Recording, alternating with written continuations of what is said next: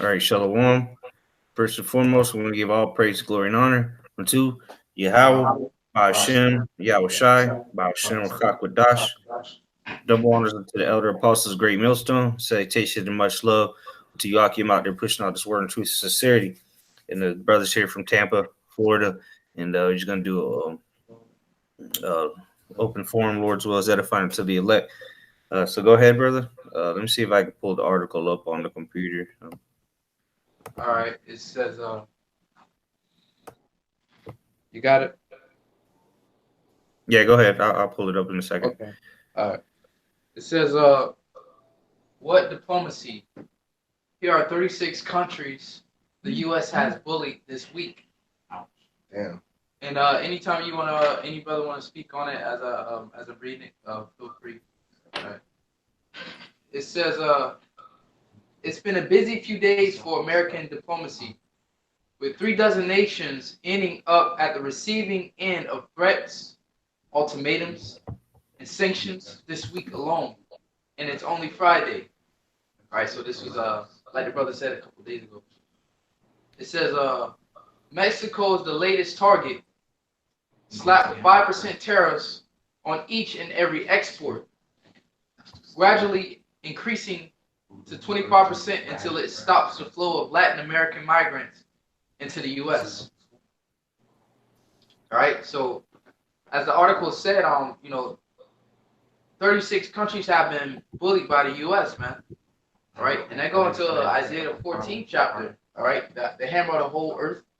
All right, somebody want to get that, and it says, with 36 nations ending up at the receiving end, with ultimatums and sanctions. Hey, either you do this or, they get threats, man. So those are ultimatums, right? It said Mexico was the latest target, all right, and they want Mexico to stop the fluctuation of Issachar coming in, and a lot of those so-called Issacharites are coming from what it is, Venezuela.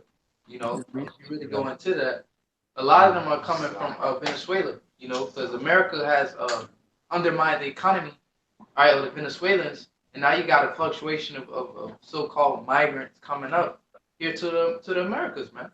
All right. So it says, thus fulfilling one of the President Donald Trump election promises. Most of those migrants aren't even from Mexico. See, that's the spirit. As I said, most of them aren't even from Mexico.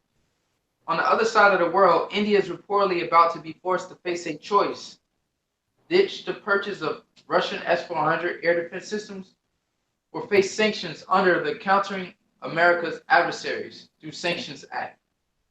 All right, Washington goes to Cooperation Enforcement Instrument. All right, so even India, all right, India is seeking to buy the Russian S-400 air defense systems. All right, and they're facing sanctions as well. All right, so a lot of countries are headed towards those S-400 systems, and as you can see just from the intro, all right, of this article, countries are being targeted. America just being that bully, as the scriptures say.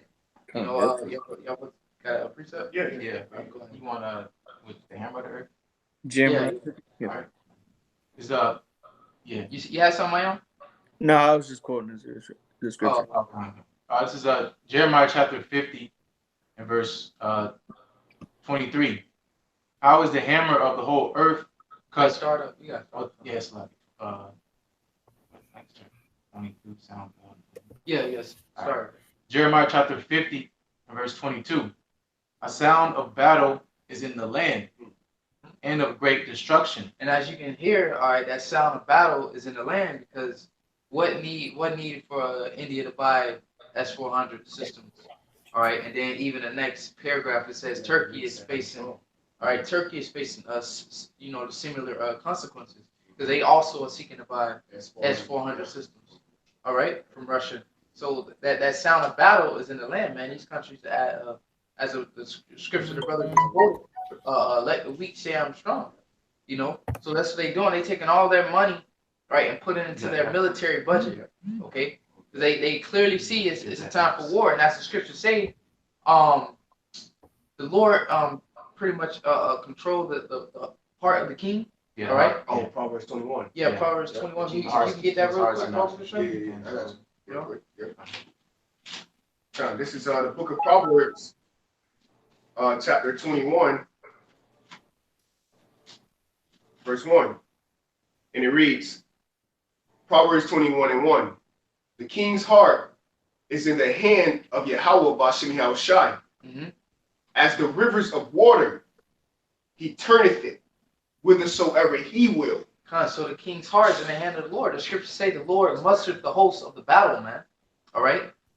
So the Lord is putting in the mind. So the Lord say his determination is to gather the nations so he can pour upon them his full indignation, man. That's right. All right? So that's the determination of the Lord. All right? Prepare war, wake up the mighty men. All right? And really get the face of that king's heart is Russia, man. All right, because Russia is going to be that main, exactly. That Russia is going to be that main adversary to America. That's pretty much going to lead for that great destruction. All right, according to Ezekiel 38 chapter. All right, that king's heart. All right, straight on Ezekiel 38 chapter. Gog and Magog. Man, the Lord has pretty much put the spirit. All right, on Putin. All right, because what the S-400, who that's from? That's from Russia. All right, so Russia, as scripture says, Ezekiel 38, and we can actually hold that on deck too. All right, be thou a guard unto them. Okay, so it says, Turkey. Wait, is more on that? Yeah, go ahead, Slide. It's Jeremiah chapter 50, and verse 23. How is the hammer of the whole earth cut asunder and broken? How is Babylon become a desolation among the nations? That's it. Yeah. 24. All right. This is 24. I have laid a snare for thee, and thou art also taken, O Babylon. Yep, because through that pride, what's that snare? That pride, because what? As you can see, right, you see on certain maps, right, just do a quick Google search, type in Iran, surrounded by military bases, all right? And you'll see a whole bunch of U.S. flags surrounding Iran. All right, so that's that snare that the Lord is laid for them, man. Through their pride, they're gonna go into Iran, and then that's gonna bring forth their destruction, man. Ultimately, all right. When they declare war on Iran, all right. That's when those missiles gonna rain on. Before all that, the RFID chip got to come into place. But that's the last target, all right, is Iran. So that's that snare, It says Turkey is facing a similar ultimatum. Abandon S-400s, something Ankara has repeatedly refused to do, all right, or lose access to the F-35 fighter jet program. This threat was repeated on Thursday by Catherine Wilbarger, U.S. Acting Assistant Secretary of Defense for International Security Affairs. Ankara has already invested some $1.25 billion into the super expensive American fighter, but with a lot of its parts being made in Turkey, it also oh, that's beautiful. It says it's still an open question who will be the bigger loser. So that's beautiful, man. Here it is. They're threatening Turkey about buying the Russian S-400 missile air defense system, or they're gonna be out of the F-35 fighter jets. But it says when a lot of the parts are being made in Turkey. So it goes to show you the pride and the America straight up being a bully, man. So it's like, as the article said, it says who's gonna be the bigger loser. Okay, just like the same thing going on in China, right? The precious earth metals, all right, which is used for military equipment to make military weapons. China say they're gonna cut the U.S. off from those precious earth metals, man. All right. So this is pride, man. America needs all these countries, but a lot of their parts are being made in all these other countries. But here it is, they trying to call shots and give countries ultimatums. And I'm like, hold on, these countries sitting back, like, hold on, these materials or these weapons, all right, partially of that is made in our country. Yeah. You know what I mean? So, like, what are you doing? What are you talking about? But that's the pride, the so-called white man, Esau Edom, all right? He thinks that he can do that. Okay? You got another precept? I got one. You got one more? Yeah, real quick. This is Habakkuk chapter 2. And I'm going to get straight to the point. It says verse 5, Habakkuk chapter 2, verse 5. It says, yea, also because he transgresseth by wine, he is a proud man, neither keepeth at home, who enlargeth his desire as hell, and is as death, and cannot be satisfied, but gathereth unto him all nations, and heapeth unto him all people, man. You know, and going into what the brother's talking about, what that article was bringing out, you know, America isn't staying in their own property, man. They ain't staying in their own country, man. They're going out to these other countries. All right, they're trying to tell the countries how to dictate their government. Okay, and that's basically what Esau has been doing since the time that he came into power, man. During the Greek Empire, man. You know, he started going to these other nations and telling them how they're going to run their company, man, or how they're going to run their country. You know. Con. Hey, and that's perfect, man. You know. And just to pinpoint something that you said that is the pride of these people. It said in verse 5 at the top, it said, yea, also because he transgresseth by wine, he is a proud man. You know, and Esau is the proudest of these damn devils. That's why he's going around acting like he's the big bully, man. Okay, because he's proud as all can be, man. He feels like he's above everybody else when really he's the basis of men. And here it is, you have the basis of men trying to rule the world, man, and it's just not going to work. And we see that happening, man, because these other nations are like, yo, like this shit don't make no sense what this devil's doing, man. Like, what is this guy talking about? You know, because this is the basis of men. This is the most stupidest person on the planet Earth trying to tell you how to run your country, man. And it's gotten to the point to where these other nations are now looking at each other like, what is this dude talking about, man? This dude's losing his mind. You know, and you know that's the point that we're at in history right now. All right. Hey, because as a brother said, hey, these nations not afraid. They ain't afraid of America no more. Let the weak say I'm strong. Exactly. Hey, that U.S. hegemony is beginning to end, man. All right. So next country is Cuba. You know, America been beefing with Cuba for a while. All right. You know, certain things from Cuba over here was illegal, like what Cuban cigars, you know, etc. All right. Then you had the Cuban Missile Crisis when Russia had they shit down there in Atlantic Cuba. All right, missiles down there.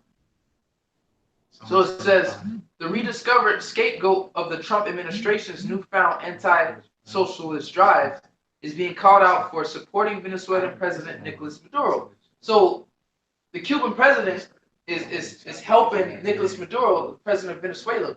All right, and America is calling them out on it, man. All right. So it says is on this Thursday, visit to Canada, U.S. President Mike Pence said Ottawa must stop Havana's Belgian influence on Kyrgyz's affairs, despite Prime Minister Justin Trudeau's meek objections that it could play a positive role in settling the crisis in there. So here it is. Cuba's trying to help the situation, but they being told to stop. You want to know why they being told to stop? Because America is destroying Venezuela, man. All right, here it is. You got a country that's hand in hand willing to help America. I mean, it's like Venezuela, and then America tells them, hey, they need to stop meddling and stop doing what they're doing. But here it is. They're trying to help them, man. Goes to show you, like, all these blackouts over there in Venezuela, that's America just hitting the power grid over there. All right? That's America. You want to know why they did a power grid hit? Because what the Venezuelans was doing was they was using electric currency, like something like Bitcoin, right? And they were still bypassing the U.S. sanctions and still selling the oil through the electric currency, man. All right, I think it's called cryptocurrency, if I'm not mistaken. All right, they were still using the internet, all right, to still sell their oil, man. Cryptocurrency, because you know the U.S. can cut you. The U.S. can cut you off from the global market because why? The U.S. dollar is the standard and is what's used for international transactions, man. All right. So it says that's 32 countries bullied, threatened, or sanctioned in one day, counting the 28 EU members. I got a precept. All right. Go ahead. All right, Con. This is Psalm chapter 10, in verse 6. He hath said in his heart, I started at 5, so I can. So Psalm chapter 10, verse 5. His ways are always grievous. Thy judgments are far above out of his sight. As for all his enemies, he puffeth at them. So that's exactly what the brother's bringing out. All these countries that the title of the article is, that he's basically puffing at. Like what you're going to do, like being a bully, being a police of the earth, because he, again, the wicked is an authority, but because of his pride, he continues to do these things and not consider the latter end, that these nations are going to get tired of it, of being bullied and come up against America, so-called America. This is verse 6. He said, he has said in his heart, I shall not be moved, for I shall never be in adversity. And that's why he makes the moves that he does, because he really thinks in his heart that he's never going to be in trouble. He never thinks he's going to have to be regarded at the things he has done in the past, that's going on right now, and the shit he's going to be doing in the near future. Scripture say his thoughts is that his heart is that his house shall continue. Yeah, he really thinks this nation is going to be forever. He thinks New World Order is going to be fulfilled and all that. Yeah, and if I may say something too, it's beautiful what you said. That's why Esau Edom think he can do anything he want to. All right, because he's the head. Yeah. So it's like, who gonna judge me? Yeah, I did this, but who gonna take me up? I run. I run a Supreme Court. I'm ahead, but what? The judges of judges is coming, man. Yeah. All right, it's Yahweh Shai. So that's who's going to judge you. Yeah. All right, because Esau is above. Yeah, Esau's above the judgment on this earth. He's above any judgment, man. Job 9:24. Yeah, exactly. Why? Because the earth was given unto him. So Esau Edom is above any judgment, man. So why Yahweh Shai, the ultimate judge, is going to have to come down and lay forth that judgment upon Esau Edom. Because technically nobody can check Esau Edom. Which is why he do what he does. Yeah. Okay. Got a quick precept. You had quoted it real quick. This is Ecclesiastes chapter 3, verse 15. It says, that which hath been is now, and that which is to be hath already been, and the Most High required that which is past. For the things that Esau has done and that he's doing currently right now, the Most High is going to require in that day, man. So even though, because he does have the rulership, and that's why Esau gets away with everything that he does, because the earth is given unto him, but that which is being done, all right, and that which has been done, the Most High is going to require when he comes back, man. Because they're like the scriptures say, though, judgment isn't executed speedily. If I'm roughly paraphrasing, Esau thinks that he's getting away with this stuff, man. And he's he pushing that spirit on our people too. But Esau, he continues to do all these things because he sees, oh well, shit. I put my toe in the water and it really wasn't hot. That means I can just go ahead and keep getting in more and more and more, and it's gonna come a time when the Most High is getting ready to turn up this heat, man, and it's gonna burn Esau's ass right up, man. All right. I got something real quick for you, bro. This is Habakkuk chapter 1, verse 4. It says, therefore the law is slacked, and judgment doeth never go forth, for the wicked doth compass about the righteous. Therefore, wrong judgment proceeded. So constantly, every day, wrong judgment go out, man. Constantly, and that's why these other nations are furious, man. Here it is, you going across these other nations and taking their you removing their judge, that mayor, that of that city or that country, all right, and setting up your own democracy, man. You think these other nations, just gonna keep bowing down to that? No, Joel the second chapter say, let the weak say I'm strong, man. So nations is upset because you constantly proceed in wrong judgment, man. You constantly spreading forth your lies, man. Bullshit. All right. And after a while, that shit just get tiring, man. I got a quick precept. Go ahead, bro. Come.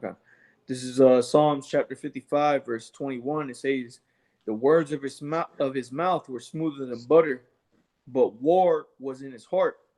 His words were softer than oil, yet were they drawn swords. And those ultimatums. Mm-hmm. Yep. Right? That's in the form of an ultimatum. Yep. Oh, hey, either you do this, that's smooth words. You do this, but what? They draw a sword. Huh? Yep. Say it again. I said, but they putting tariffs. Yeah, exactly. Hey, ultimatums. Hey, you do this. Hey, this is gonna happen to you. You know, them smooth words. Yeah. You know, Yeah. but they drawing swords like pretty much. Yeah. Hey, Like, if you don't do it, Yeah. I got it's yeah, it's consequences. consequences, and those are smooth words. Yeah, Hey, that's yeah. beautiful precept. Yeah. Hey, and even if you know, even with on another aspect of that too, when he says, "Hey, if you go along, if you sign a new agreement with me, you know, everything will be cool." But then you go ahead and sign that agreement, and that's just that makes it worse, man. That makes things worse for your people. And look at the things that is happening now to the you so-called Americans, man. Now your people are starting to get hit with these tariffs, man, because these damn devils, they don't give a damn about you people, man. All right. And ultimately, when you go to war, you don't care about the bits and pieces of people that get killed here and there, man. Your whole main objective is to win the war. You don't care who has to die or who you have to kill. Your main objective is to win the war. And when these countries, when America is putting sanctions on these other countries, that is a form of financial warfare. Kind You know, and these financial warfare tactics that Donald Trump is doing is also affecting you Americans, man. All right, so though it sounds good to you, like, oh, we're getting people on our side, we're getting people to agree with us, and they're signing new deals, and it's going to be a better deal because America's not having to pay so much. You damn idiots don't understand that you're going to have to pay for it now. You know, along with these other countries, man. These other countries are going to pay for it because they're not getting the business as usual. Okay, but a business is not a one-way street, man. All right, a business is a two-way street. You got to give to receive, man.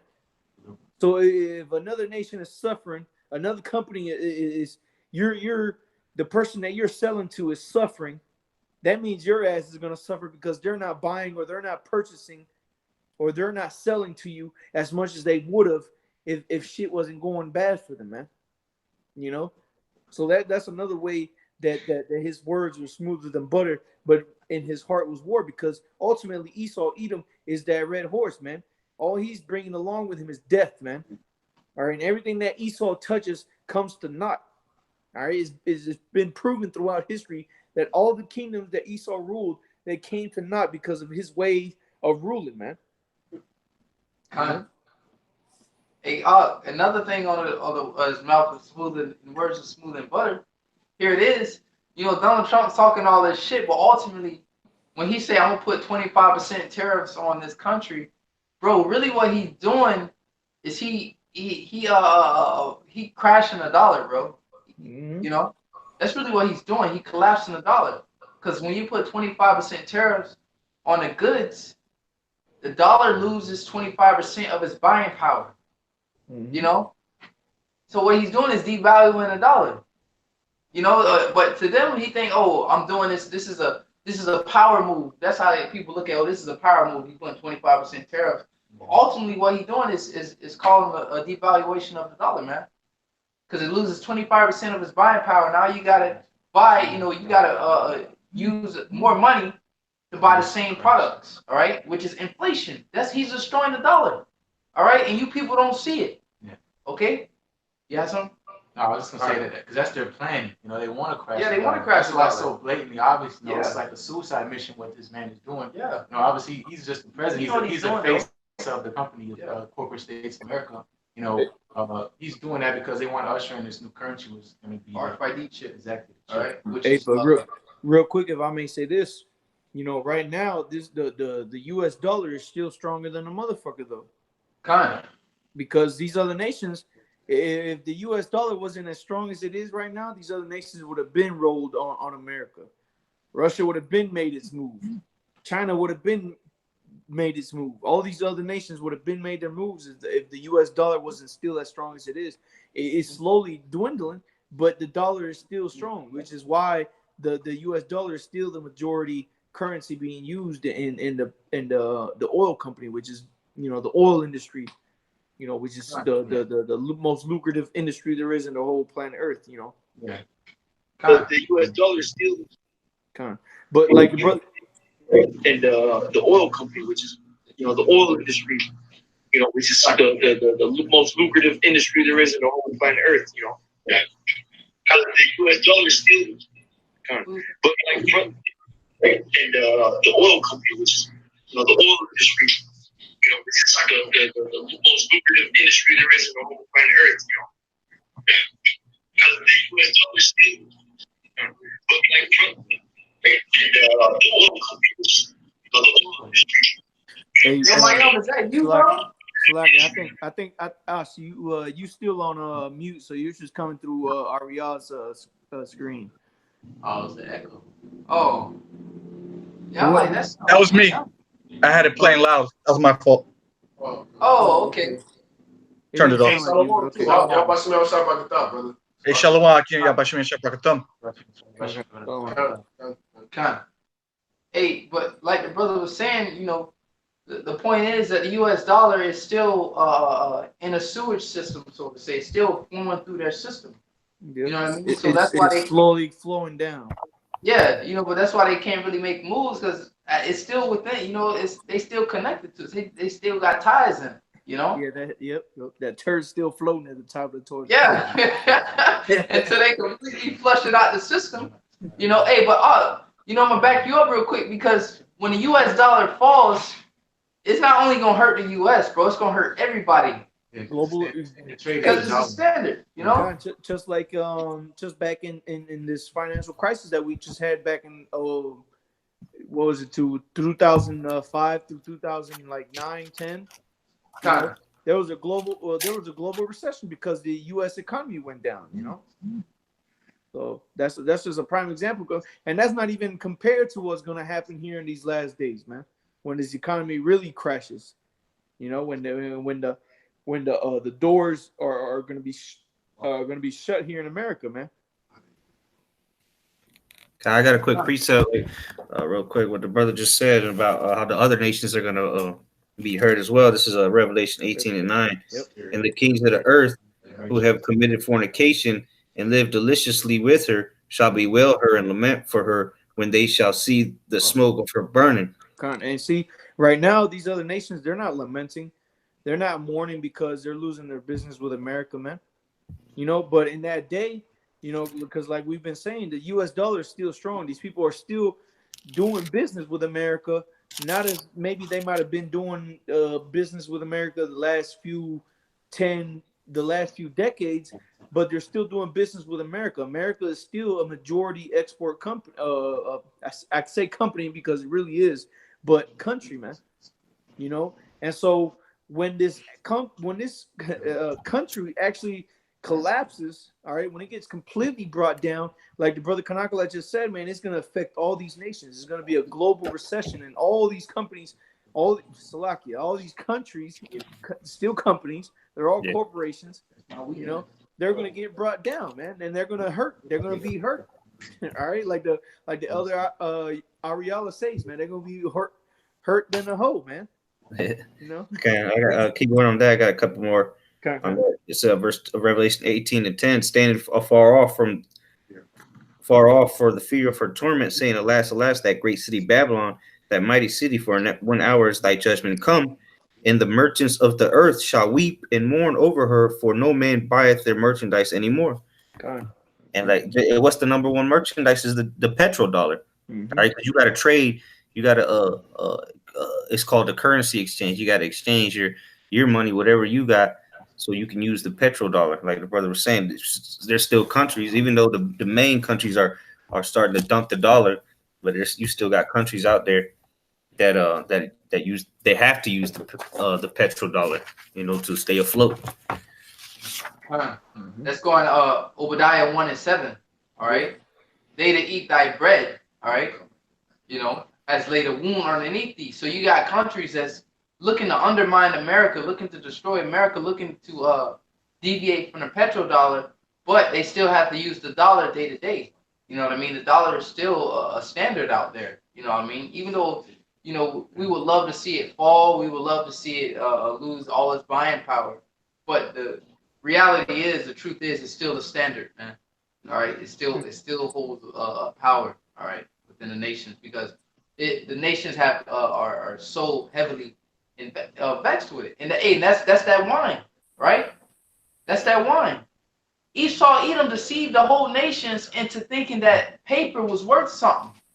That's that wine, like, you know, and the scriptures speak about the deceitful weights, man. It's in the house of the wicked. That's in Micah. If somebody can find that, Bible shop, you know. So that's that wine. The nation have drunken the wine, and the nations are mad, man. All right. So you know, we as much as we like to see the dollar lose its value and just completely crash, it's still a standard, and it's still powerful, man. All right, which is like the brother said, which is why those countries ain't just being reckless and just doing what the hell they want to do. You know, they still have to use all these different countries, like all these so-called third world countries. You know, a dollar goes a long way over there.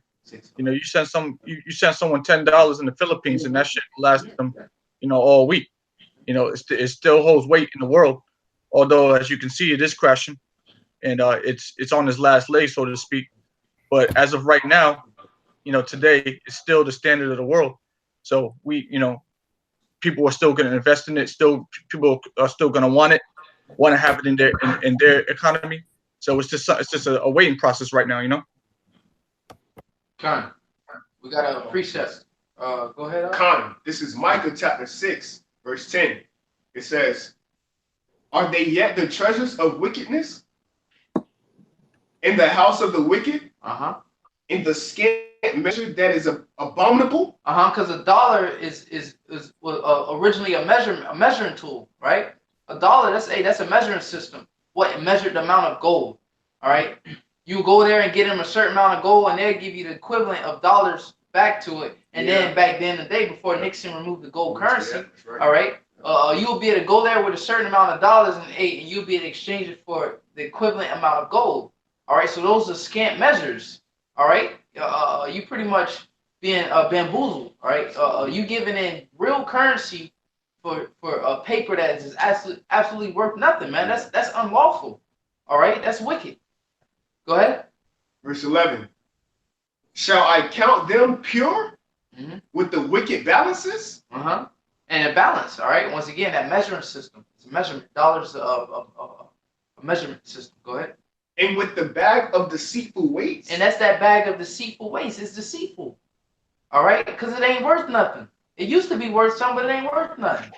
All right, so it's deceitful. You really think you got something like that's like somebody talk your ass into buying something like, yo, this is worth a lot of money, and then he boosts your head up into thinking like, yeah, all right, well, I'm investing this. Kind of find out you go to the pawn shop and get ready to sell it and get rid of it because you don't want it no more, and you're like, oh, well, this ain't worth nothing. But you pissed off at the dude because he taught you and telling you that, yo, this actually worth something. So that's what they did with the U.S. dollar. They deceived the masses into thinking that U.S. dollar, that paper, is actually worth something. And it's like quotes out there about it. Like that's the power, like to actually convince the masses of people to think that the dollar, all right, is worth something. All right. So it's a credit-based system. It's only worth something if people believe it, man. That's it. I got a quick precept. I got a quick precept. Go ahead, Art. This is I'm gonna get to the point. This is Isaiah chapter 14, verse 12. It says, "How art thou fallen from heaven, O Lucifer, son of the morning? How art thou cut down to the ground, which didst weaken the nations?" Man, and in America, they weakened the nations by forcing them into doing business with the petrodollar, man, and they had no other options. You know, kind of. Hey, especially when they dropped that bomb on Hiroshima and Nagasaki. Yep. Right. Yep. Yo, we gonna use this dollar. Hey, this gonna be the new system, the new currency, petrodollar. Well, what you think the nation's gonna do? Yeah. They gonna use it, man. All right, out of fear. You know, they're just gonna go with the flow. You know. It's a little bit. Yeah. Go ahead. Forgive me. Forgive me. Sloppy. This is Micah chapter 6, verse 12. It says, "For the rich men thereof are full of violence." Ooh, and get that in James 5. Baba Bashar, the rich man. How are you rich man? All right, if somebody can get that. All right, read it again, Baba Bashar. This is Micah chapter 6, verse 12. And it reads, "For the rich men thereof are full of violence." And they are. The rich men are full of violence, man. All right. These elite banking families, all right, you got these people that will fund both sides of the war, all right, because that's what's happening right now. you got elites funding this third world war getting ready to kick off, known as in the scriptures is Armageddon. All right, go ahead. Kind. It says, and the inhabitants thereof have spoken lies, and their tongue is deceitful in their mouth. Therefore also will I make thee sick and smiting thee, and making thee desolate because of thy sins. All right, because hey, that's wicked, man. When you go into the scriptures, when you go into the payments, all right, it was gold and silver, real currency, man. Not no damn paper, all right. And when you when somebody did some work for you, you paid them that same day, all right. It wasn't no weekly, bi-weekly, or monthly pay, man. All right, you got your money that same day for your work, and you got real money, all right. Go ahead and get that in James, bro. Yeah. This is James chapter 5, verse 1. Go to now, ye rich men, weep and howl for your miseries that shall come upon you. Your riches are corrupted. Yep, your riches are corrupted, man, and that's what the Most High is doing. So, all you brothers that, because the scriptures say the kingdom of heaven is likened unto a man, all right, when he find a treasure in the field and he goes to sell it, everything that he has, all right, and go purchase that field, man, all right. So if you want to use a metaphor analogy, this truth was like an investment, all right, and what you invested your time, man, all right. So a lot of these 2/3 of our people made the wrong investment, but you Akim sitting here, all right, Lord willing, we will party late. We made the right investment, man. All right, because they invested in things that's gonna fail soon. That's incorruptible crowns. All right. So when you brothers put the world off and you came into this truth, okay. When you came into this truth and you put forth all your mind, your energy towards this truth, that's the right investment that you made, man. So all these people that invested into this world or whatever the things they've done, invested in the stocks or Jake always talking about he want to get money, he want to do this, he want to do that. You made the wrong investments, man. Because all that shit is going to be brought to naught. All right? I got a quick precept to back you up on that. This is Proverbs 3:13. Happy is the man that findeth wisdom, and the man that getteth understanding. For the merchandise of it is better than the merchandise of silver, and the gain thereof than fine gold. She is more precious than rubies, and all the things thou canst desire are not to be compared unto her. And that's the wisdom of it. Tell you that in Romans, I believe the 10th or 11th chapter, that real riches is the wisdom of Yahweh Bashem Yahushai. That's the real riches, man. All right, you know the companies, when companies first start out, it's like a few group of men, right? And then all of a sudden it just blow up, like Facebook or whatever the shit may be. It just blow up like, damn, them few guys, they actually believe in that. And then, hey, before you know it, hey, they millionaires, they billionaires. Like, damn, it just started off at just, me and my boys, it started off at 10 of us. And then look, now we millionaires. And then everybody was looking at it like, man, y'all wasting y'all time. That's BS. But what? They invested all they had into that little business they had, man. All right. And that's what we did with this truth, man. All right. That's you call those innovators. They had a vision. They saw the success in the end. They saw the end goal. That's what the Lord sees. They see that. They see. I got a quick precept too. Go ahead, Arya.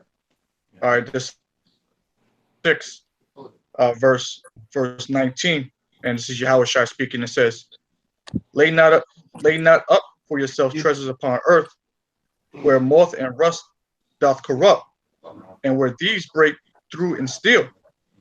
But lay up for yourselves treasures in heaven, where neither moth nor rust doth corrupt, and where thieves do not break through nor steal. For where your treasure is, there will your heart be also." All right, and as your brothers are saying there, we don't put our what's the word we're looking for, our basically our thought and everything into what's going on down here. We already see, we can look at the news and see that everything that was worth something out here is now becoming worthless. All right, it's becoming corrupted.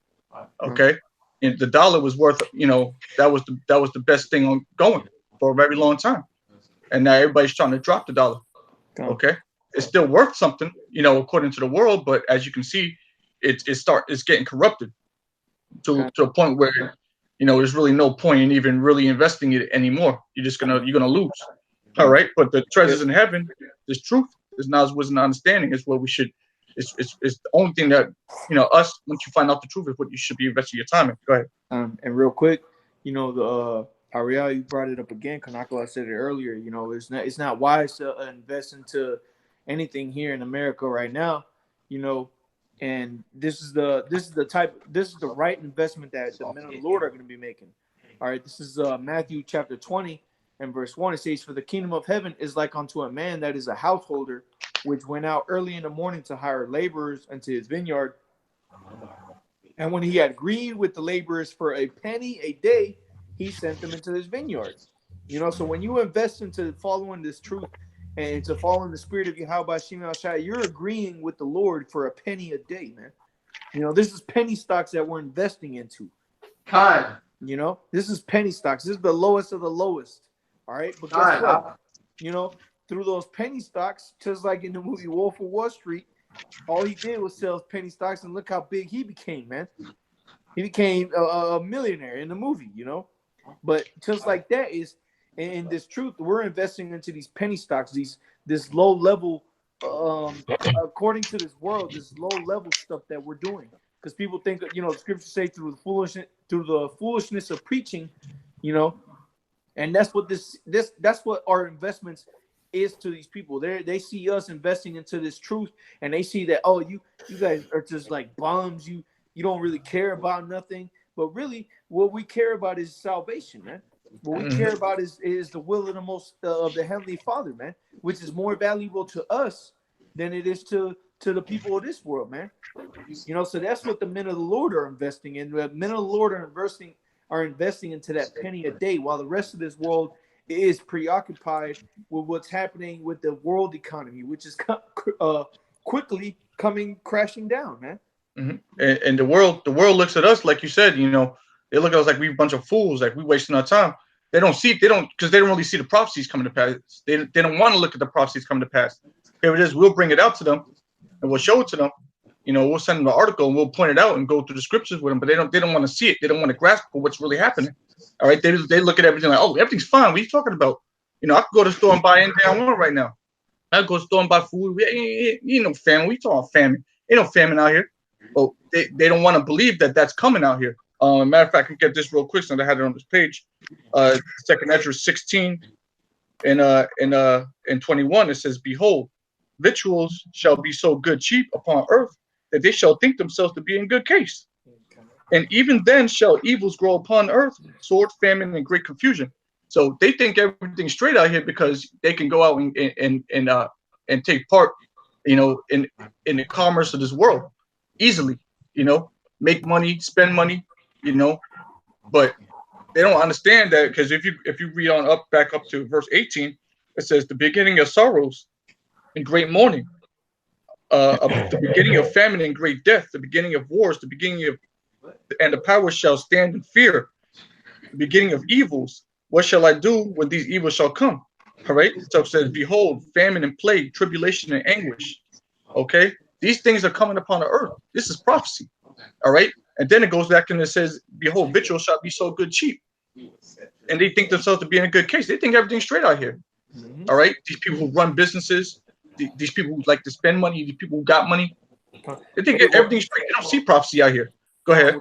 Well, just out here in Florida, you got these farmers out here in Florida who are getting hurt through those new U.S.-Mexico deal, man.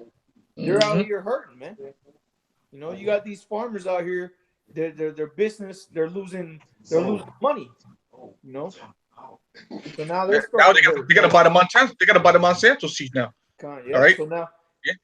So now these people, the price of upkeeping these produce, these farmers upkeeping this thing, their seeds are the price of the seeds are gonna go up. All right, they're gonna have to, like the brother said, they're gonna have to buy these Monsanto seeds. So either way, your health is gonna deteriorate if they go that route. But either way, regardless, these people are still thinking that they're in good case, man. Because hey, whoa, shit, man, food is the last thing that's getting affected. Prices are pretty good right now. We can afford. It's about the same cost to go out to eat, and as it is to go on a grocery shop for you can have food at the house. So these people are really thinking themselves. Just the other day I had an Edomite at my job tell me, oh, you gotta. He came up looking for a new boat to buy, and he was like, yeah, we gotta do something. We gotta get a new boat before this economy turns bad. He said, it's as of right now, it's still good. I said, yeah, it is still good, isn't it? But don't get used to it. Don't get too comfortable. Well, they're thinking themselves to be in good case. Yeah. There you go. Just prime example. It's easy to get comfortable. I mean, I just before this show, I went out and got some food earlier. I went and got some fish or whatever, and whatever the case is, easy. You just go to the store, someone cook it up. They probably caught that. Some boat probably was in the Gulf, caught the fish or whatever. It's easy. Everything is just going smooth. Everything is just smooth out here. That's why when the Lord said that, this is the beginning of sorrows. The beginning of sorrows it's actually starting. You go down like you was going into Venezuela and all that. They already see the beginning of sorrow. They're already into Jacob's trouble. Okay, but when that happens here in Babylon, hey man, all these people who have been living with a silver spoon in their mouth and everybody who's been taking everything for granted, they're going to be the first ones to go crazy. They're going to be the first ones to die. And Lord willing, the men of the Lord will be straight. Of course, the men of the Lord will be straight. Not Lord willing, they will be, whoever they may be. All right, but those out there in this world, bro, their money's not going to save them. You're not going to be able to pay off the martial law troops with money, with dollars. Okay, dollars are going to be worthless. Okay, you're not going to be able to pay off anybody out here. You're not going to be able to use money to buy bread. Okay, because hyperinflation is going to finally take place, and bread is going to cost damn near $80. For a loaf of bread. I'm being generous with that. But go ahead. Okay. So I got a quick precept real quick. This is Romans 11 verse 33. O depth of the riches, both of the wisdom and knowledge of the Most High. How unsearchable are his judgments and his ways past finding out. So, O depth of the riches, both of wisdom and the knowledge of the Most High. So that's the depth of riches, man. All right, and as the scriptures say, all things were written aforetime for our learning. Solomon was the greatest example of that, of true riches, is the knowledge of the Most High and his judgments, man. All right, and that's what we labor in. That's what we invested our time in, man. Okay, as we can see this current world, like at one point in time, whoever came up with bottled water, like why the hell would you sell bottled water? You know what I mean? Like that's not gonna make money. Now bottled water is like a commodity. Like everybody knows about bottled water now. But at first it's like, why would you invest in bottled water? It's funny, if I may cut you real quick, because it's funny, back in that's a fairly new thing, like the bottled water, specifically in the plastic bottles, because they used to they kind of started the bottled water in the early 80s in glass bottles, and then they moved over to plastic bottles and it just took off. Whoever thought of that, they made a killing with it. Like you said, it just kind of took off, and now here we are today. Go ahead. So we made the right investments, man. All right, which is just true, because as we can clearly see, all right, the end of this world is happening, man. The end of the U.S. dollar, the end of the petrodollar. All right, we can see all things are coming onto an end, man. All right, and we're them group of people that invested in that small little stock or that small little business, and then we gonna be trillion. I can't even put a number system on. We gonna be above trillionaires, billionaires, man. All right, we gonna be rulers of galaxies. All right, immortal. Go ahead, Art. Yeah. 1 second. I'm gonna get something real quick. Because you just said that. Okay. Hey, real quick, if I could bring a precept real quick. Shalom, brothers. Because I don't know if these Shalom. I don't know if these precepts came out real quick, but the brother was going into about the riches. All right. Real quick. This is Isaiah 33:6. And wisdom and knowledge should be the stability of that time and strength of salvation. The fear of Yahweh is his treasure. All right. And One more real quick one. Isaiah 13:12. I will make a man more precious than fine gold, even more precious than the offer. So this knowledge and understanding is going to be way more valuable than anything that you can find on this here earth, man. All right, because it's going to sustain us and get us through these times that we're coming through to wind up how do I say end up at the other end of the fight, man. Everybody else is going to perish with their riches, man. All right, I just wanted to add that in case those scriptures didn't come out. Hey, yeah, that's beautiful, bro. Because what like you said, the one you brought out, wisdom, knowledge should be the stability. All right, and the fear of the Lord is the treasure. Okay, and that's the treasure right there. And basically, by fearing the Lord, how do you show you fear the Lord? You fear the Lord by basically separating yourself from this world and doing what the Lord asked you to do. And I'll get this one real quick. This is the book of Matthew, chapter 19, verse 29. It says, "And everyone that hath forsaken houses or brethren or sisters or father or mother or wife or children or lands for my name's sake shall receive an hundredfold and shall inherit everlasting life." You can't put a dollar amount on everlasting life, immortality. Okay, it says an hundredfold, but a hundredfold compared to what we have right now is still innumerable. You can't really. It's way beyond our understanding, our comprehension. The Lord is going to deal with His servants in a manner that we can't even fathom. That's true riches. But the reason why brothers are doing this, making these videos and going on the highways and byways, looking like fools, looking like damn fools, according to this world, is because we're putting spiritual money into our spiritual so-called 401k, what you want to call it. That's the spirit. The Lord understands everything we've done, and He's not going to forget our labor of love. Okay, anything we've done for the spirit through the spirit, the Lord's not going to forget that, and that's going right into that spiritual bank account. And if you give up everything in this world, guess what? The Lord's going to pay you back in hundredfold, bro. Hey, Go ahead. I got you. Let me back you up real quick. Welcome shop. The spirit changed up. So it's Matthew 19, verse 27. Then answered Peter and said unto him, Behold, we have forsaken all and followed thee. What shall we have therefore? Yahushua said unto them, Verily I say unto you, that ye which have followed me in the regeneration, when the Son of Man shall sit in the throne of his glory, ye also shall sit upon 12 thrones, judging the 12 tribes of Israel. And everyone that have forsaken houses, or brethren, or sisters, or father, or mother, or wife, or children, or lands, for my name's sake, shall receive a hundredfold, and shall inherit everlasting life. But many that are first shall be last, and the last shall be first. Many that are first shall be last. So the ones that are first in this world right now, the ones that are first in this world right now, those iron days, those bagel boys. Okay, I don't want to say who they are because this place they'll shut us down. But the bagel boys, man, they're the first in this world. The ones that run the Diamond District. Okay, the one that were in Hollywood. Okay. And that goes all the way back. Real quick, that goes all the way back to when Jacob and Esau was born, because Esau came out first. He's the first, First, it goes all the way back to that, because the first shall be last, and that's the prophecy too. Okay, because the elder shall serve the younger. It's all prophecy. Okay, so it ain't. We have nothing to really worry about because it's already had been written. This the first shall be last, the last will be first, and the last is Jacob. Okay, he got his kingdom first. Mm-hmm. Hey, he cried for it. The Lord gave him something. He cried like a little punk for it, and the Lord gave it to him. He gave him a little something. Okay, and we're still in it. We're in the tail end of that kingdom, the reign of this kingdom. All right, the end of an age, so to speak.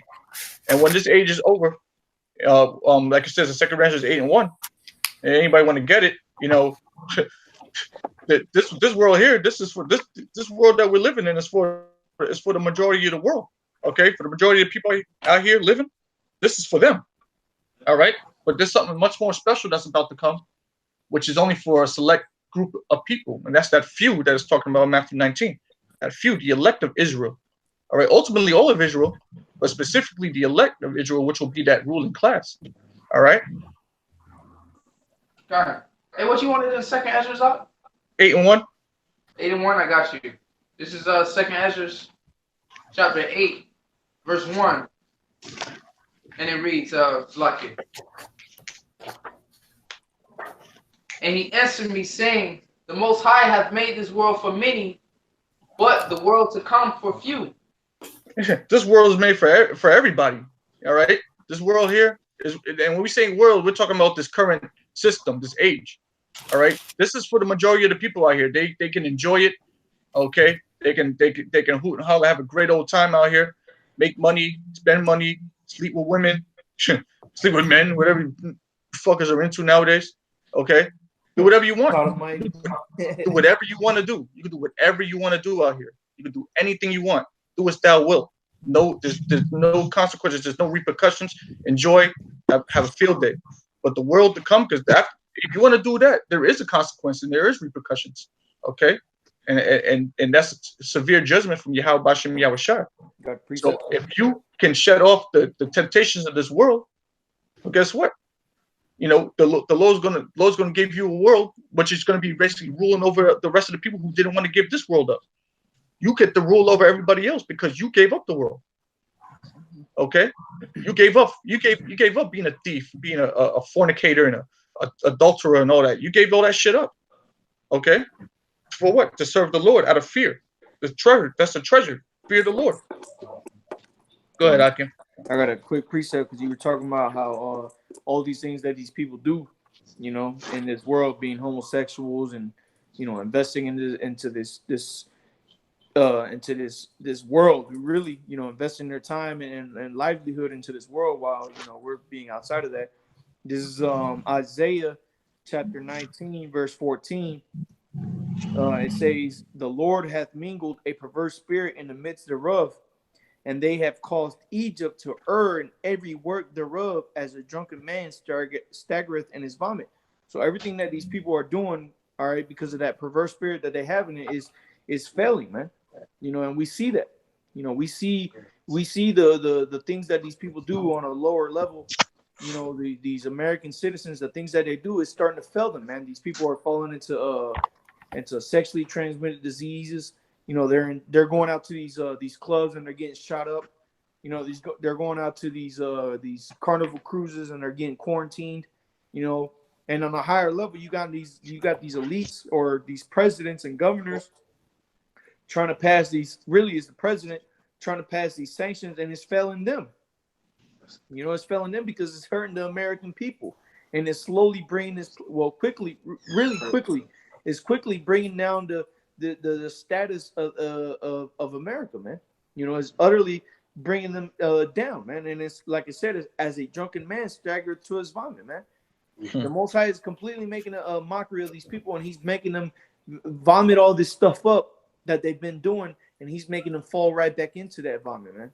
Okay, and it's all because of greed, you know. Thanks to the Edomites, you know, they're the ones that have pushed out this vibration on the earth. Real quick, this is First Timothy 6:7. For we brought nothing into the world. So, like, for we brought nothing into this world, and it is certain we can carry nothing out. And having food and raiment, let us be therewith content. But they that will be rich fall into temptation and a snare, and into many foolish and hurtful lusts, which drown men in destruction and perdition. So, see, that's what happens. You take a look at this, at the people, our people that claim they have made it in the society, and you see that they're the final end of them, you know, is just destruction and perdition. You know, they end up being bugged out, you know, end up penniless, you know, at the end of the day, demonized, all kind of things.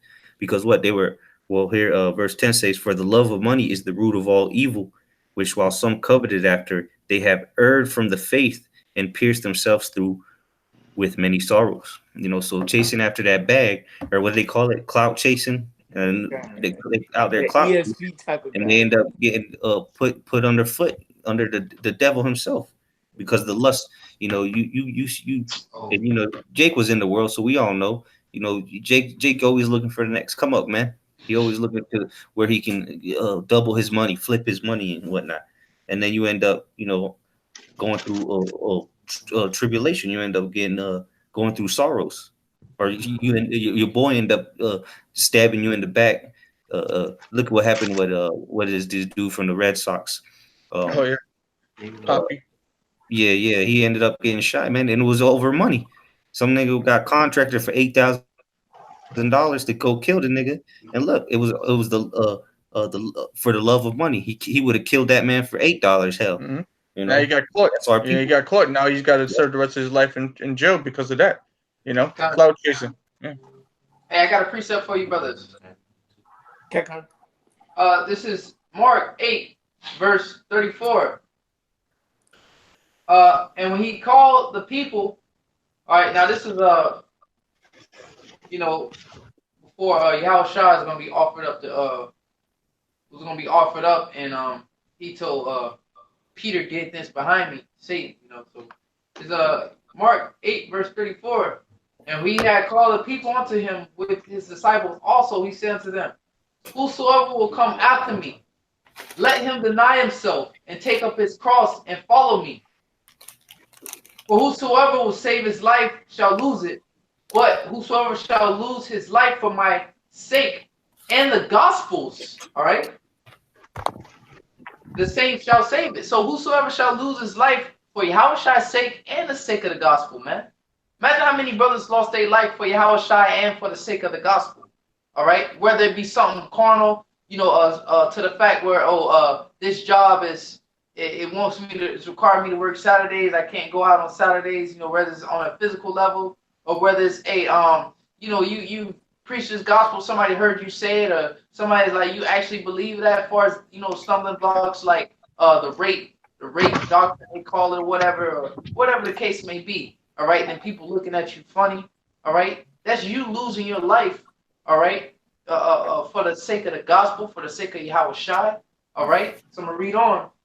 It says, for my name's sake and the gospel's sake, the same shall save it. So you're gonna be saved in these last times, man.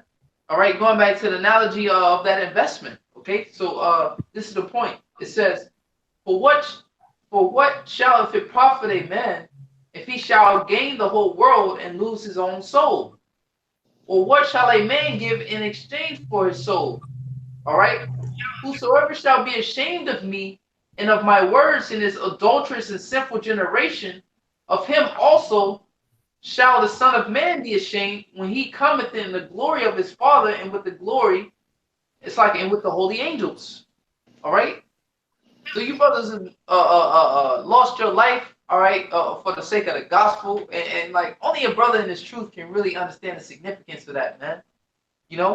When you look at these brothers around you, like, damn, man, these brothers fighting the same fight I'm fighting. All right, these brothers pushing the same gospel I'm preaching. The scriptures say that you all be on one accord in the same mind. All right, there be no divisions among you, speaking the same thing. All right, the scriptures say eat the whole roll, man. Not picking and choosing what you're going to teach and what you're not going to teach. The bitter and the sweet of the scriptures, whether anybody be offended by what you say, that's you losing your life for the sake of the gospel, man. All right? Not saying, I'm going to teach. I'm not going to teach this because that brings forth too much controversy, man. All right? I remember brothers down the GMS, I believe it's Jamaica camp, right? Somehow I remember few years back, Nate took his ass down there to Jamaica or something. And the brothers was there, you know what I mean? And they was pretty much, they confronted Nate and they was cutting his ass up, so to say. And you know what Nate did? Nate knew his wicked ass, exactly. His wicked ass came and said, hold on. Let me ask him a question in front of the whole congregation. He said, is it okay to rape women? All right? Is it okay to rape women? So the brothers was put on the spot in front of all the people because there was a big ass crowd around, right? And they was cutting Nate ass up to the point where that's what he had to resort to. All right? Is it okay to rape? And them brothers had to bite that bullet, so to say. Them brothers had to eat that up. Like, and they didn't say no. They said yes. According to the scriptures, yes. You know how them people looked at them? Like, damn, like they just said it's okay to rape women. But what? That's eating a whole roll and not being ashamed of the gospel, which is the word, which is Yahweh Shai, man. Yahweh Shai said he ain't going to be ashamed of you.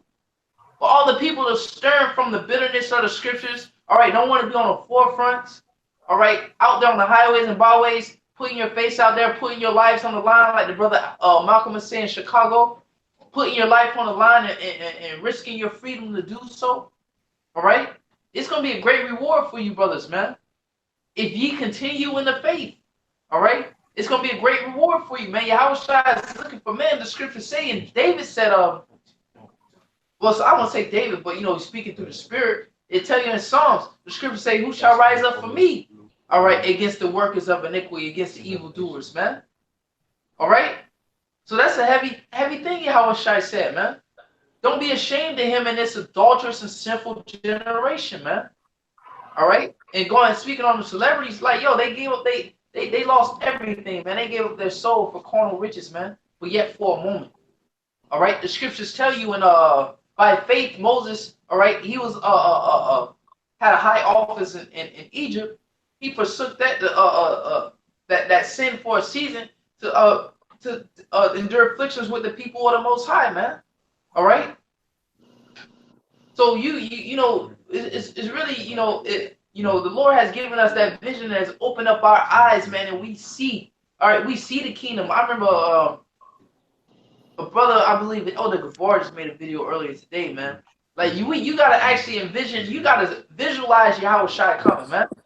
Every brother should, have that image in their head. They can see Yahweh Shai coming back, and you calling on, you crying because he showed up in that big ass ship, man. And you see it, you supposed to be able to vision that in your mind that's him. He gonna be coming, man. All right. And then the scriptures also say there was some that call upon his name, and he told them, "Depart from me, I know ye not, man." All right, ye workers of iniquity. Why? Because they was ashamed of the gospel.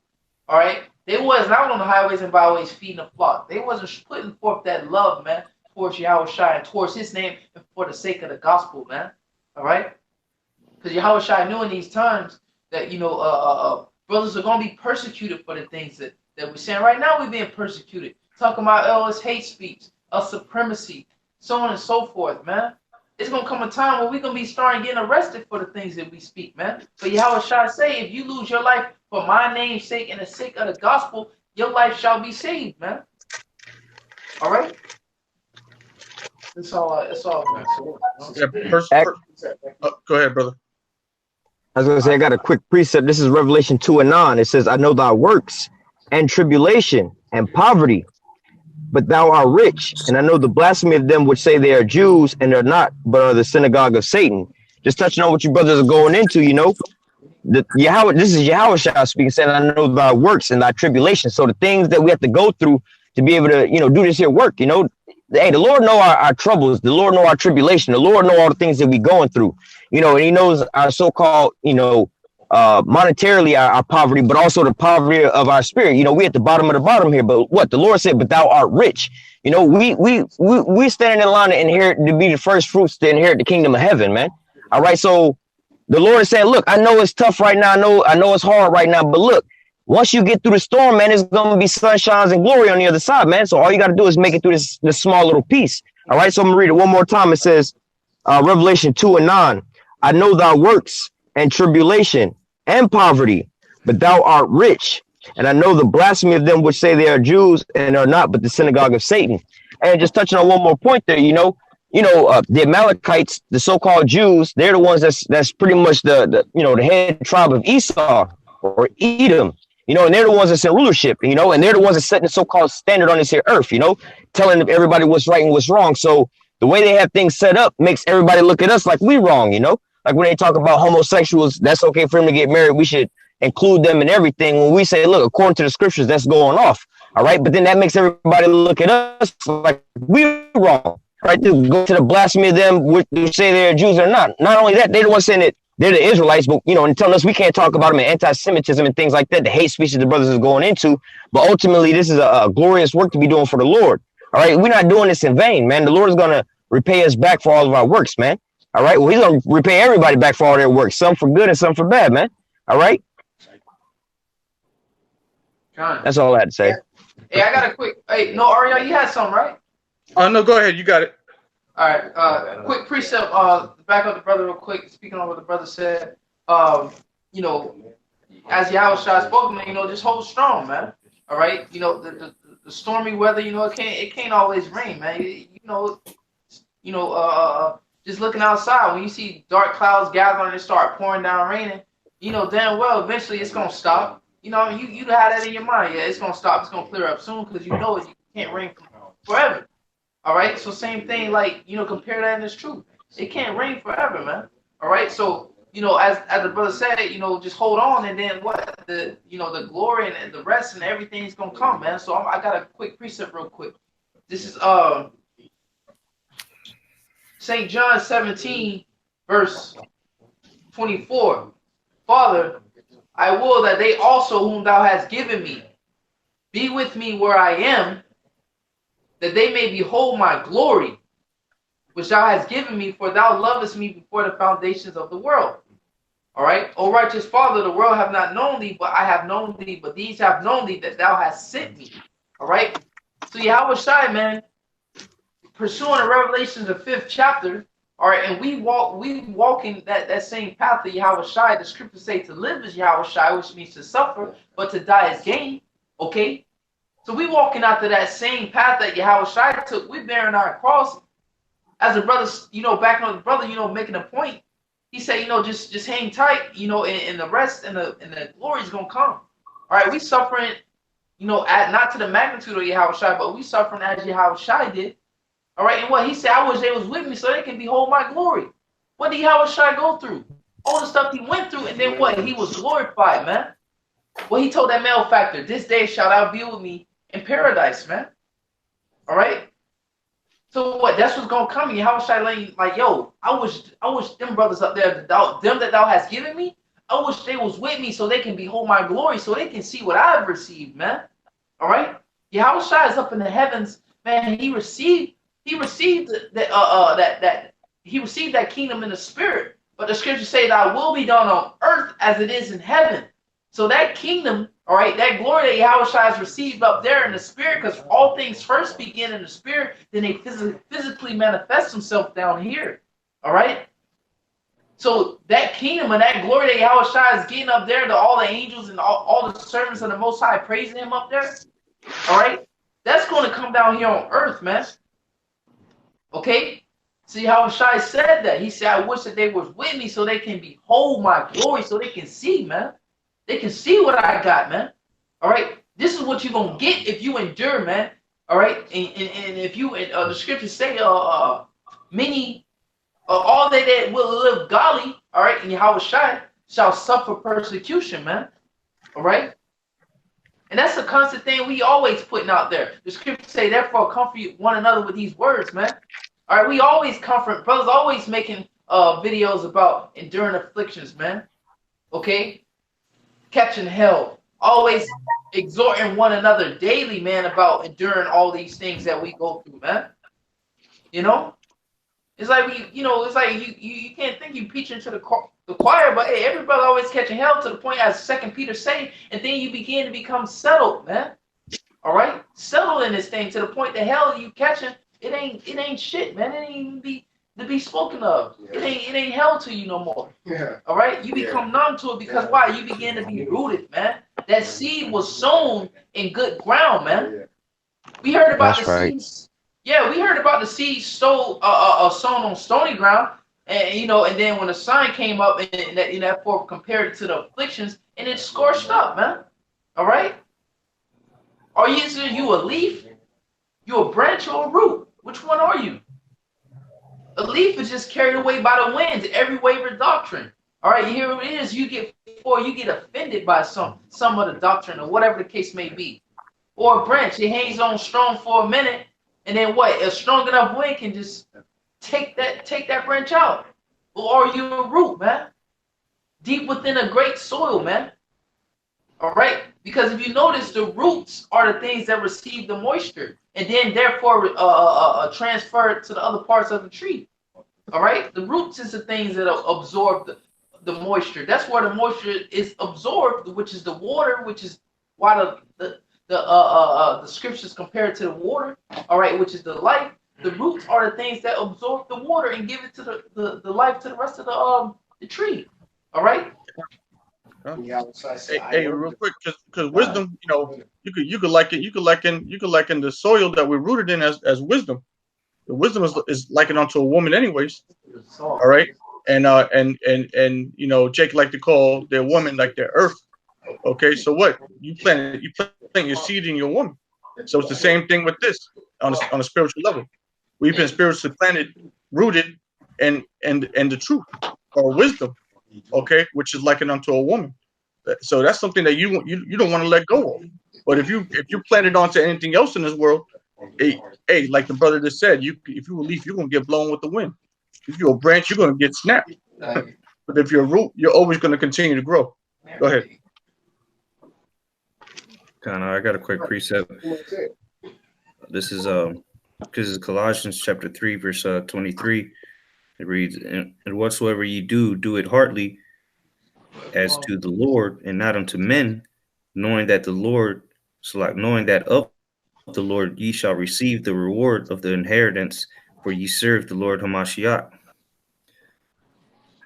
So that's ultimately why we're doing this truth, to get that reward, like the brother was going into. That because we're joint heirs with the Lord, so we're going to receive the inheritance with him. All right, the same reward. Okay, and that's why we got to endure. Strive for the truth until death.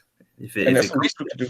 That's the least we could do. Because it says in Romans 12:1, it says, "I beseech you, therefore, brethren, by the mercies of the Most High, that ye present your bodies a living sacrifice, holy, acceptable unto the Most High, which is your reasonable service." That's your reasonable service. That's the spirit. Yeah, that's the least. Bro. Go ahead. You know what I'm saying? Perfect precept, bro. Reasonable service. Beautiful. That's all I wanted to say, bro. Go ahead, man. Like it. Water. Yeah, no, sure. Because that's the least we could do out here. Here it is. We out here. We got all this liberty to do anything we want. But here it is. You got to remember what the Lord did for you. The Lord actually laid His life down for us. He laid His life down for the whole nation. We should have been destroyed already. But here it is. The Lord had mercy on us by sending His Son, His only begotten Son, as that sacrificial lamb. Yeah, that sucks, bro. To have done that. I mean, it's a beautiful thing to have, but man, to have to go through what that man went through. You gotta always put yourself in his shoes. That is a tough lot that Yahweh had to go through, but He did it. And now, because of that sacrifice, guess what? We're still here, and now we have to give up our bodies the same way. All right, as a living sacrifice, holy and acceptable. All right, unto the Most High, which is your reasonable service. Okay, so what you can do, brother. Go ahead. This is St. Matthew's chapter 19, verse. I'm gonna start verse 27. It says, "We wrote that already. We read that." And said unto him, speaking to Yahweh Shai, behold, we have forsaken all and followed thee. What shall we have therefore? Verse 28. And Yahweh Shai said unto them, verily I say unto you, that ye would have followed me in the regeneration, proven reincarnation, man. All right. Mm-hmm. He said regeneration to his disciples, man. What did he mean? Okay. St. Matthew's 24th chapter.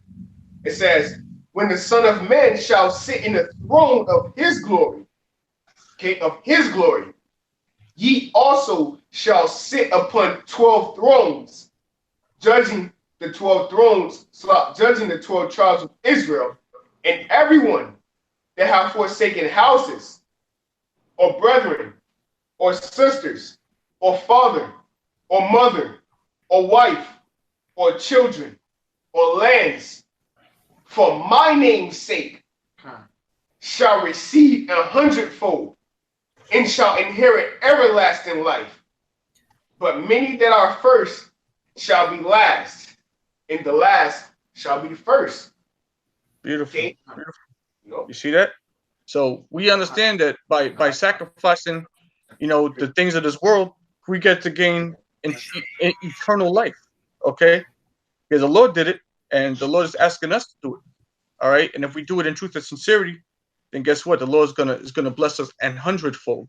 All right, you do the math. And I'll get this in Romans 12:2 now. It says, and be not conformed to this world, but be ye transformed by the renewing of your mind, that ye may prove what is that good and acceptable and perfect will of the Most High. So we're not to be conformed to the world that we living in right now, because this world is for many. All right, we're not of many, we're of the few. Okay, we want the world that's to come. The world that's to come is made for few, and only and the Lord has His elect, which is going to rule the world to come. And Lord willing, brothers are a part of that. Okay, because this world is being ruled over in wickedness. The next world, next age, is going to be ruled over in righteousness. But in order to get to that level, you have to do the will of what's acceptable unto the Most High, which is your reasonable service. The perfect will, acceptable and perfect will of the Most High. You have to do that now, whilst in the flesh. Okay, it's hard. I know it's hard, brothers, but you gotta wake up, man. You gotta shed this world off, man. You gotta be strong. You gotta stop being a punk. And you gotta shed this world off. Stop being so weak. Okay, and know what's right, know what's wrong. Otherwise, when the shit hits the fan, you're gonna have to bite that bullet, a physical bullet. You're gonna have to die. All right, brothers. Real quick, what was if y'all brothers know the precept where Paul talks about glory not for doing this work? Brothers know what that scripture is? No, I Say it again. I need more words to that. Go ahead. Yeah. What you said, real quick? Where Paul says, "I glory not of the work that is required of me." Basically, roughly paraphrasing. For I'm unprofitable servants. Salaki, I don't know, brother. I think so, Dawudah. I think that's my reasonable service. Oh, my necessities is laid upon me. Yeah, I got it right here. Woe to me if I speak not the gospel. Speak not. Yeah, that's it. I got it right here. Yeah, that's it. I got it. This is 1 Corinthians 9. And what glory do I have? Hold on. Yeah, I got it, brother. Calm down. Calm down, brother. Calm down.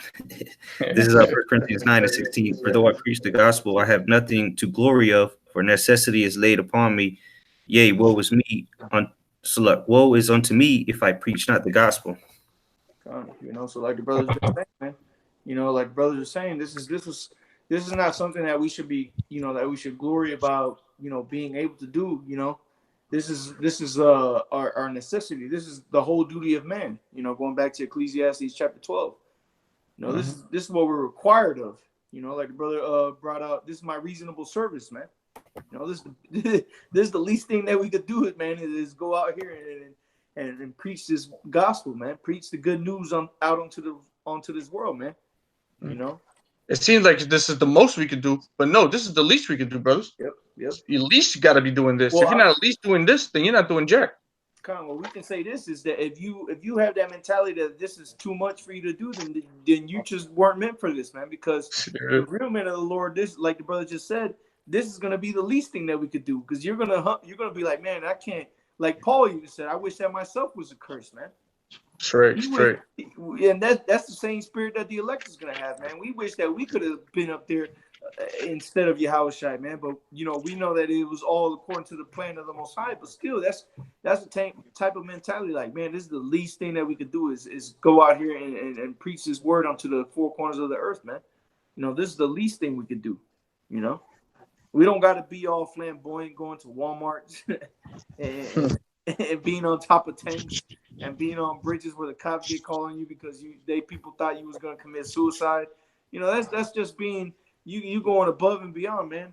We just sticking to the point, man. We sticking to the penny that the Lord has given us, and that's what we rolling with, man. And we doing the most with that penny, man.